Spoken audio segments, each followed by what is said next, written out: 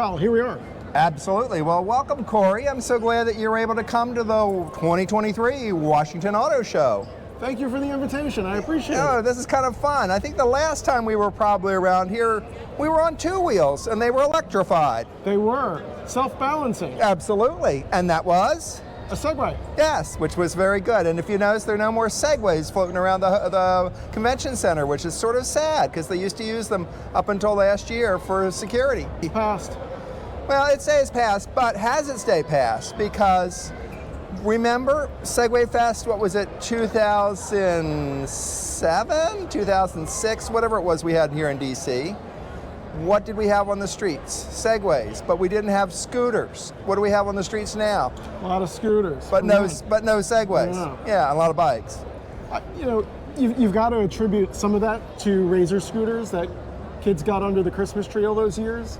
That form factor became very familiar to a generation of children that are now old enough to go rent something and they're very comfortable with. Well, and the other side of it is Segway started that whole thing because we had Segway tours, and one of the things we were working on at that point in time was getting the legislation to be able to use Segways in the city as mobility, and they were big and clunky, and now we have the scooters, so that's kind of interesting. So tell me what you think about all these electric bicycles that are floating around in the middle of the convention center floor. Are you guys seeing electric bicycles in your world?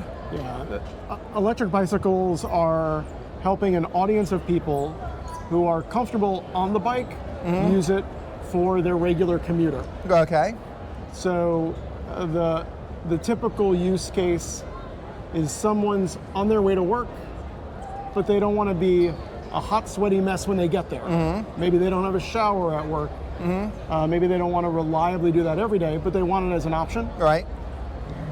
The e-bike, as they're generally called, allows you to put in as much or as little effort as you'd like. You stay on two wheels, you can move through traffic easily, and there you go.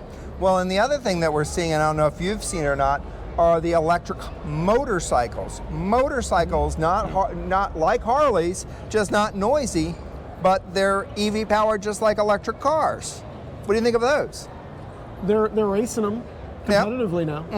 So there's clearly a marketplace for them, both in the performance end as well as for traditional motorcycling, and even Harley Davidson came out a couple years ago with an electric Harley Davidson branded badged motorcycle. Absolutely. So they're on board. And the motorcycle show is often held here in the convention center. We're at the Walter E. Washington Convention Center in downtown Washington, D.C., and they hold that here. And similar to what we're seeing here at the 2023 Washington Auto Show, there's places where you can ride a motorcycle, and they're electric motorcycles, and they're teaching people to do that. So that's really cool. So we're seeing a lot of electric transportation these days.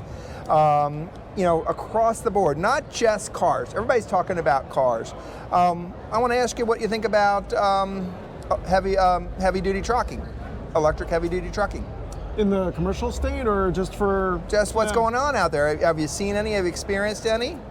So I think the one that people are probably most familiar with, and may not even realize how familiar they are with them, are the Rivian constructed trucks that Amazon is using for deliveries in both Baltimore and DC.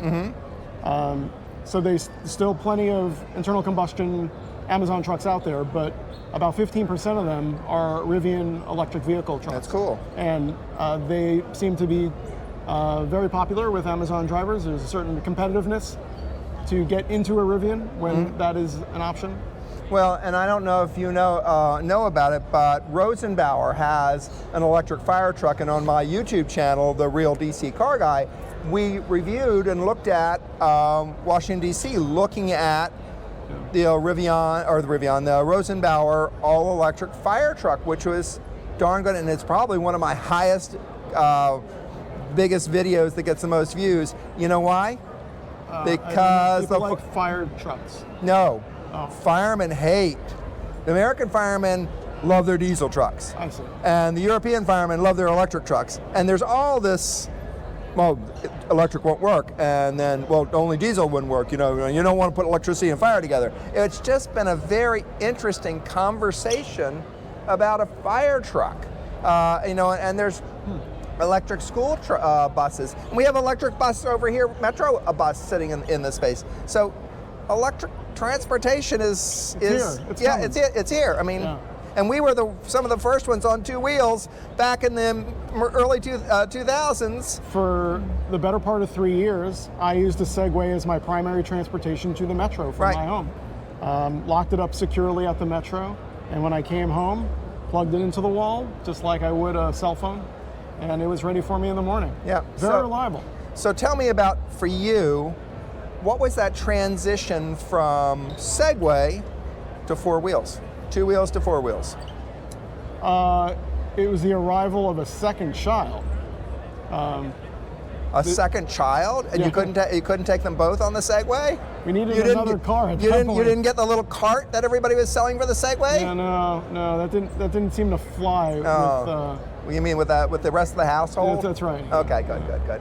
Well, so two kids, And now three, yeah. and three kids. Okay, and electric transportation on four wheels now as opposed to Yeah. two.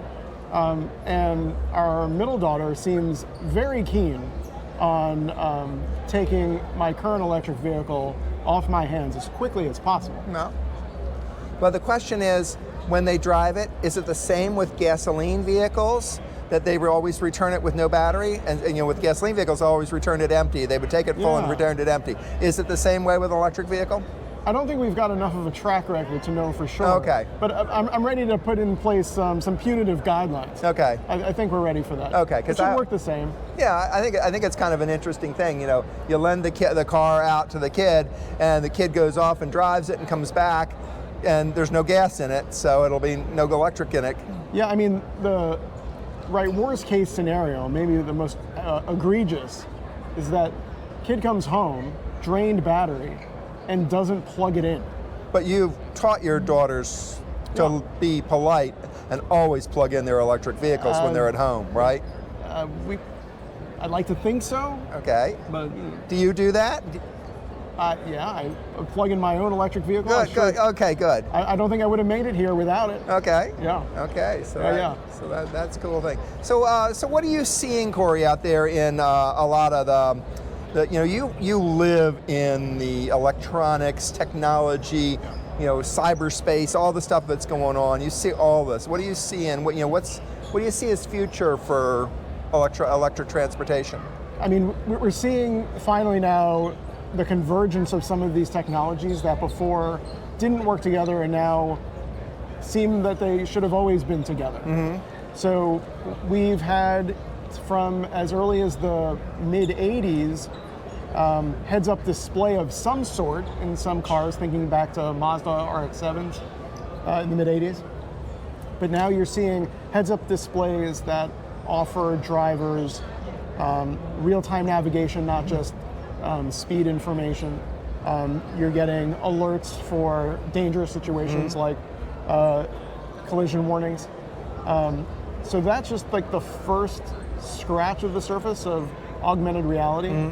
Some of the things that we're hearing about is the potential for the A-pillar, that's the structure between the windshield and the driver's and passenger window, to be wrapped in a flexible screen in such a way that there's cameras on the other side, so you end up with an unobstructed view 180 degrees around from left to right. Oh, interesting.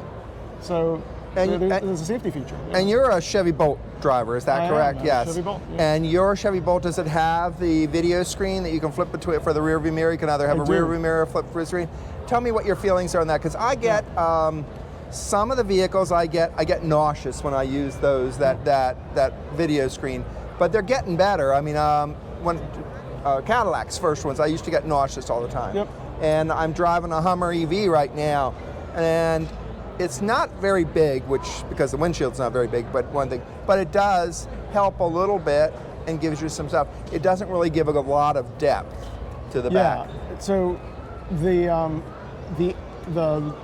the width of angle is incredible. You see more left to right than you ever could in the traditional optical mirror, for sure. The resolution has become very good over time. It used to be really grainy and not very reliable, now very reliable. The thing that I notice the most, as tricky as a driver, is that the focal distance into the mirror is a different one than when you flip it down for the TV version, and that takes a little getting used to. Yeah, so I'll move it back over here and make it a little bit easier. So yeah, I agree with you on that. It's, you know, that screen there is interesting. Now, have you seen the augmented reality kind of screens that the global mobility platform vehicles like Kia, Genesis, and Hyundai have out yet? You know, they're starting to do more with their heads-up display. It's becoming more and more involved, more connected. Yeah, I think the question is not whether these technologies will be in drivers' windshields. It's in what factor makes the most sense. Some drivers find them incredibly distracting, even when they're providing very important information.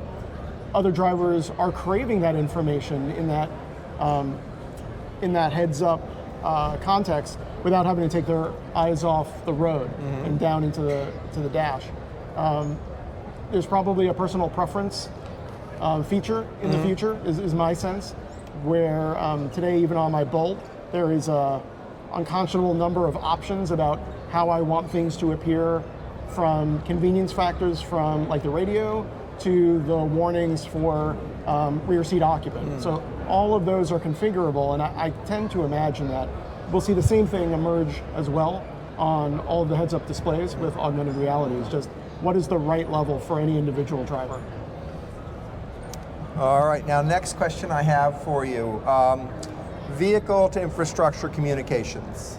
Yeah. So I was driving an Audi there for a while, and DC is set up that it was telling the Audi, you know, you're coming up to a stoplight, go 20 miles an hour so you can continue, you know, so because you'll have to stop, or you're fine, you know, I think you can only go 25 miles an hour in DC, but it was very good to help you know what your speed should be so you could make the stoplight, make it through, you know, the green light, and that when you would know when there was going to be a red light coming up.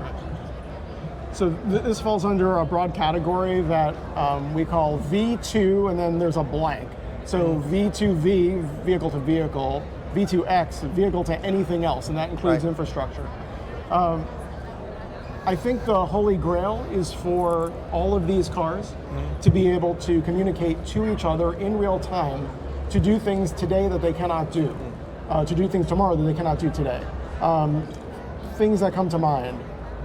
Moving at very high speed on interstates with relatively shallow follow distances, but you know that it's safe because one computer is talking to another computer and they're in a very high level of 5G communication, which is something that 5G provides as an important differentiator from 4G. It has less to do with the overall, the overhead of bandwidth, which is 10 times better on 5G than 4G. But the big difference for vehicle-to-vehicle communication has everything to do with latency.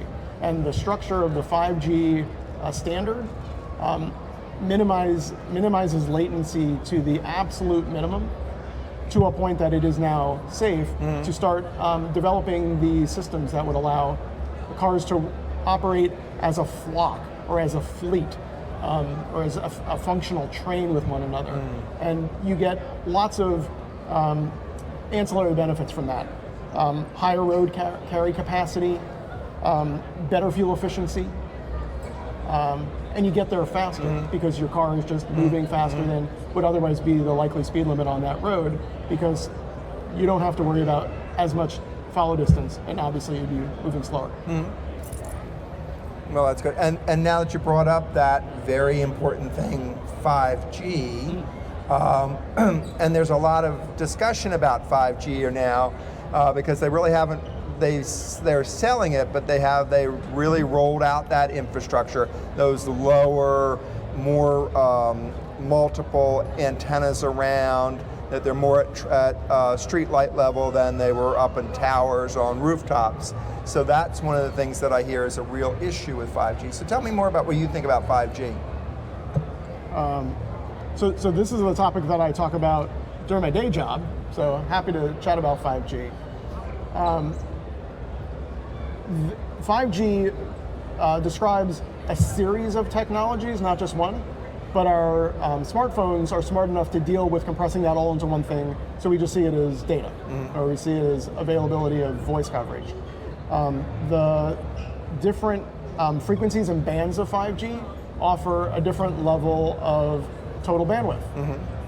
So if you're in urban cores, you might notice that your 5G symbol now suddenly has a plus or an additional U or some other. I got to find out what mine says on the top row. And we're here in downtown DC. My guess is that you've got something extra. I got 4G.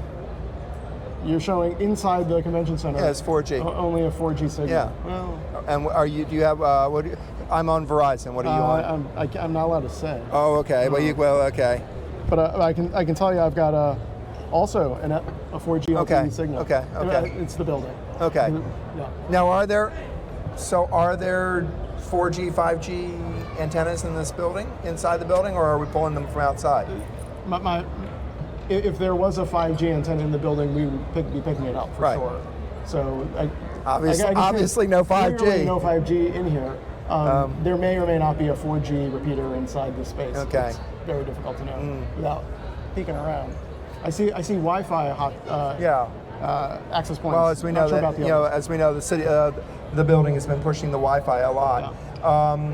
So one of the big questions, and I remember doing this with early Verizon consumer focus group, 5G, is it causing cancer? No. 5G is not causing cancer.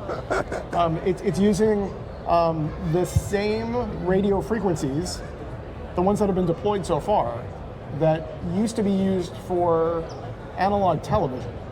Right? It's that same bandwidth that was used for analog television has now been repurposed years later for many 5G signals. UHF or VHF or just PBS? I think it depends on the country. Okay. Because those are allocated differently from country to country. But in some cases they were traditional VHF signals, in some cases UHF, and in lots of places it's both. So the reason I said that was for some of the younger folks out there that don't know what UHF or VHF is. So it was what we used to have in the old days when you turned your dial and it clicked and clicked and clicked kind of stuff. Yeah. So 4G, 5G, is there going to be a 6G? Yes. They're already working on 6G right now. Okay. Some of the early experiments in 6G are currently relying on direct line of sight optical connections rather than radio frequency connections, and they're already demonstrating in labs and controlled environments somewhere in excess of 10 to 20x faster than 5G. Now the question is, can they ramp that up and make it usable in a variety of conditions, in different weather, in different facilities, indoor, outdoor? Does it penetrate walls or not? So that may be part of a broader solution for 6G. It's certainly coming. But for the near term, what's really interesting about 5G historically is that when the 2G network was deployed, there was already a need for that network. And so there was demand on the carriers to go build out that network, right? There already was the killer use for it, right? So 2G, think beepers and text messaging. Right?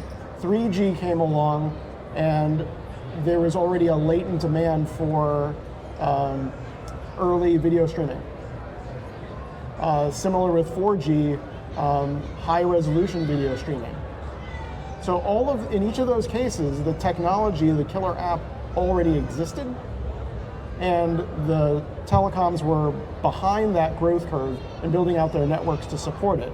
5G is the first time that the telecoms are ahead of the emergence of a killer app or killer application of that technology. And what is it? I think a lot of people are asking themselves, what is going to take off in that big way? Could be the vehicle-to-vehicle technology that we were talking about. very likely will involve virtual reality and augmented reality opportunities, especially when you're on the go.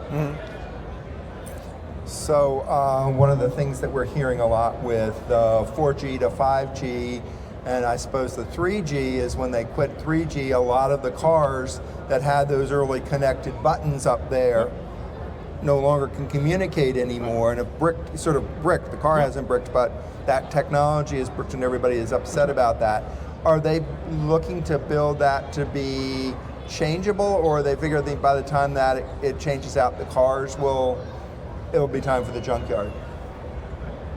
So I'm familiar with that problem firsthand. I was owner of a Nissan Leaf that connected to the web through a 2G connection. For its very modest data demands, that was more than adequate. Fast forward five years, that 2G network was being sunsetted, and if you really wanted to continue to use it, it was a very expensive upgrade to then insert a 3G network card into a now 5-year-old vehicle. I don't think that the automakers have solved for this, just as we heard earlier today, and seems to be the case. 3 years seems to be the sweet spot for auto manufacturers to provide complementary access to telematics of various sorts that move out to the edge via your smartphone. And then if you are interested in using that feature in the 37th month, now they're going to start charging you for it.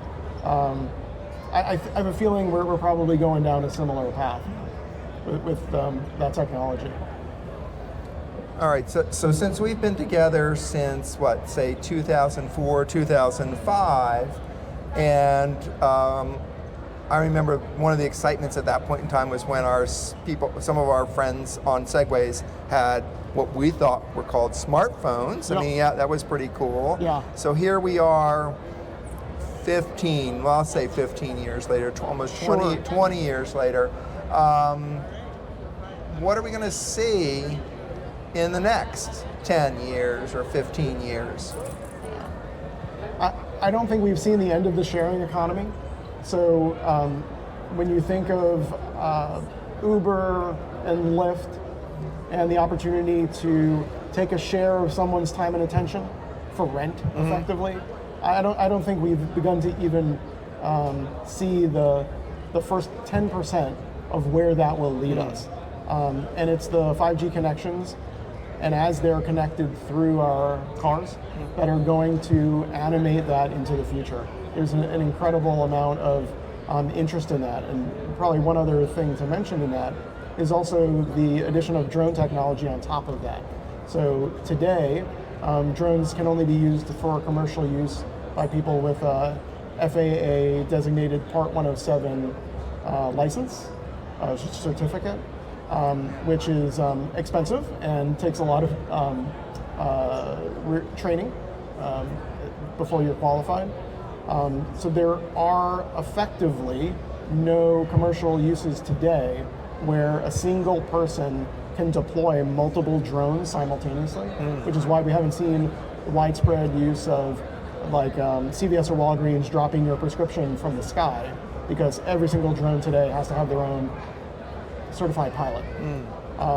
There will come a time when the technology is adequately robust, where it will be possible for a single pilot to be able to handle an entire fleet, but that day is not today. But when that technology is more robust and when that regulation changes, you're going to see an explosion of the use of drones in a lot of innovative ways, delivery just being one of them. So there are a lot of automotive journalists like myself who use drones, and we're in DC. I was with one yesterday. We were at Glen Echo Park, and he says, "Well, I'm going to fly the drone." I said, "No, you're not. We're in a no-fly. We're in a no-fly. No, we're in a no-fly. Well, National Park. We're in a no-fly zone inside the Beltway, and we're right across from the CIA. They're not going to let you do that." And of course, he wouldn't believe me. And of course, being a 31-year-old, he went, "Well, it won't fly." And I said, "I told you, we're in a no-fly zone." And so when we do use our drones, we go up to Clarksburg. I mean, that's really the best. We can get fly the drone a little bit in Gaithersburg, but we have to find the right neighborhood and the right area. So, is that a post 9/11 thing? Is that, I understand the security side of it. So tell me about the access to drones, because kids are getting drones at Christmas time and for Hanukkah and for everything else. Yep. So and the kid and a lot of the young guys are flying drones in the military. Okay. So today, anyone is allowed recreationally to own and operate for non-commercial purposes a drone that weighs 249 grams or less. That's a quarter of a kilogram. So let's call that half a pound, give or take, a little more than that. So the smaller drones, and as long as you keep it below the 600-foot threshold, you can usually have fun in your neighborhood if you're not inside a secure area. And we live in the Washington, D.C. area, which is the most highly restricted airspace in the world. So we have to be super careful about that. There is an app available from the FAA that I have on my phone, so that I'm absolutely clear about what the requirements and restrictions are in the place where I am or am planning to fly a drone. Because those limits are sometimes temporal, right? So during an air show, you can't fly your drone, but that same location, you might be able to fly a drone with no problem. Right. So that's on the recreational side. On the commercial side, if you're using a drone for any commercial purpose, you need this Part 107 license. Or if you are looking to fly a drone that's 250 grams or more under any condition in the United States. Where's that headed? I'd say the sky's the limit. I think we've already seen with... Did you say the sky's the limit with a drone? Yeah. I think, was that meant to be funny? It was to you. Yeah. I liked it. That was good. So it's the question's really all about controlled airspace. The FAA and the air traffic controllers obviously want you to stay below that 600-foot barrier where it's a free game for all of us. Once you go above 600 feet, now you're dealing with air traffic control concerns, regardless of where you are in the country. All right, I think we're gonna end this because I see our next group coming up, but I do have one more discussion topic that I want to talk with you about. Okay. Solar energy. Yeah. And solar powers. Tesla has done these. We can't mention Tesla at the Washington Auto Show since Tesla doesn't show here, but we're gonna mention it anyway. The solar panels that they have in their battery packs that they have in the houses. That type of stuff. Power walls, yeah. And I think Hyundai is starting that, and some other ones. So what is the future of solar? As that you're going to be able to use it on your car, and that you're going to be able to use it to power, bring in electricity that you're going to use for your car, but then you bring in the solar and put it in that power wall, and you'll be able to use it as opposed to a generator or something else that might help you when power is expensive and you can just pull it off your house, because you can power your house from a Ford Lightning now. You can power your house from a Hyundai Ioniq 5. You can power your house from the Genesis GV60. You can power your house that way briefly. Okay. So as good as the Tesla Powerwalls and the others that are like it, currently the overwhelming majority of folks who are getting them installed in the garage or basement or wherever it fits in their household are putting up such a limited capacity of batteries that they, in most cases, would not get a typical American household through a full next 24 hours. So in very much the same way that we use a generator during a power outage now is very akin to the way that power walls are being used as a backup source for electricity when there's an outage. That is to say that maybe you have it on a dedicated circuit that will keep your refrigerator on, or your freezer, or maybe a single air conditioner in an important room. But for most homes that are getting a typical installation, they're not getting enough total storage capacity in order to run their entire house for a very long period. So now we talked a little bit, you were mentioning the idea of using your car as the source to then power your house, which is totally viable, but you're still constrained by the size of the battery that's in the vehicle. So you're talking in most cases somewhere between 60 and 100 kilowatts. So how many kilowatt hours does your house use in a day? I can tell you that my house will drain through that capacity in not more than a day. Well, and the reason I brought that up is because our next speaker is going to be from Hyundai, and they're going to talk about the vehicles that have the opportunity to power houses and things like that. So it works out well. So Cory, thank you so much for coming to the 2023 Washington Auto Show, and I hope we can get you back next year to talk about technology and more stuff, and that we won't have so many technology issues as we're trying to speak and do our presentations. It's been great. Thanks so much for having me. All right, thank you everyone.